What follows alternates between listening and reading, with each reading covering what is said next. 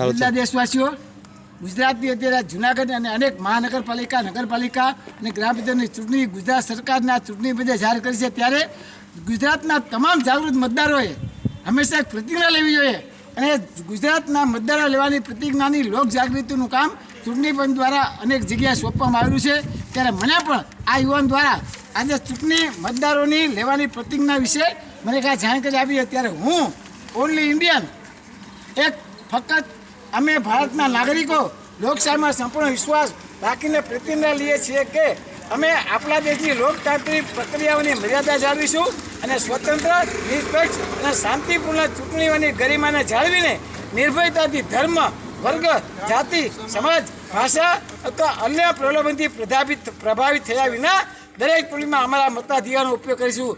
मतदान जरूर करिए, अपनी राष्ट्रीय फर्ज निभाइए। ये हर नागरिक की जिम्मेदारी की फर्ज है।